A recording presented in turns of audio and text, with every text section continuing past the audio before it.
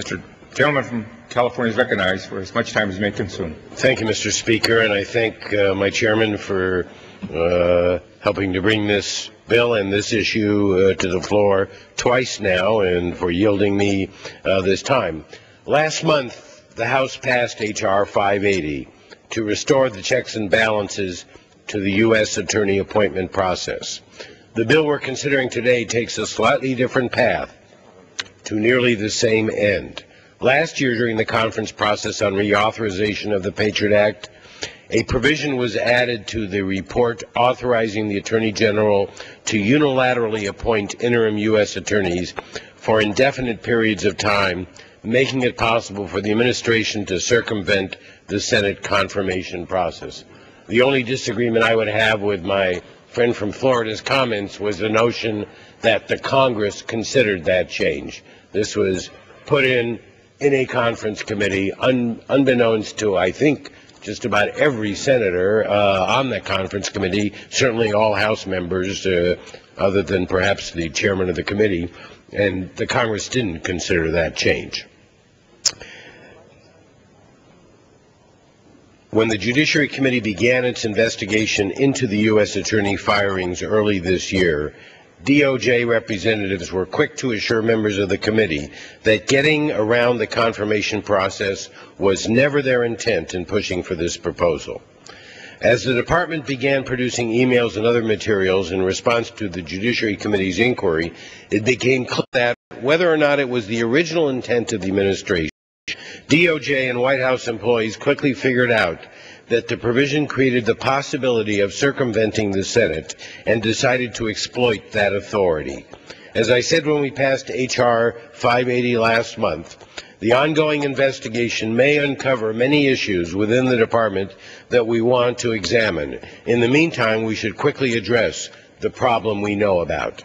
The bill we're considering today would reinstate a system that encourages politics to be left at the door during the appointment process and creates a check on the system if the executive branch cannot bring itself to do that. The reason we're considering a second bill on this topic is that Republicans in the other body have blocked the House-passed bill from progressing.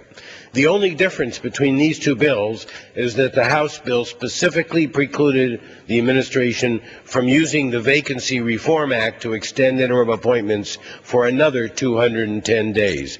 This is a provision that the Bush administration used nearly 30 times in its first 5 years to replace U.S. attorneys. If this avenue remains open, we are permitting the practice of circumventing Senate confirmation to continue. A temporary appointee could serve for nearly a year without a presidential nomination or going through the confirmation process. It's ironic, isn't it?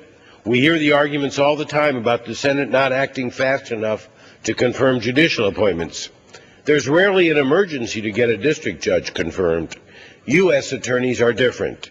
In any given district, there is only one U.S. attorney. If the administration can simply use extended temporary appointments, the problem will continue.